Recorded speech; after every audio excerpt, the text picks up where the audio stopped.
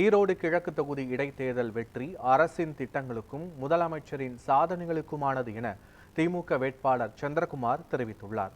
இதுகுறித்து செய்தியாளர்களுக்கு அவர் அளித்த பேட்டியை தற்போது காணலாம்.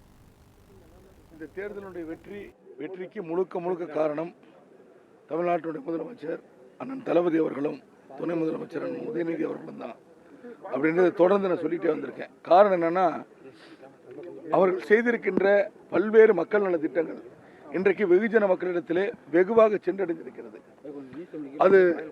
அதனுடைய வெளிப்பாடு தான் இந்த தேர்தலினுடைய முடிவாக இருக்கிறது, தொடர்ந்து வந்து கொண்டிருக்கின்ற முடிவு. அதனால இந்த தேர்தலுடைய முடிவு என்னவோ அதுதான் எதிர்வருகின்ற 2026 தேர்தலிலும் மிகப்பெரிய அளவில் எதிரொலிக்கும் என்பதில் மாற்று கருத்து இருக்க முடியாது. இதுதான் நடக்கப் போகிறது.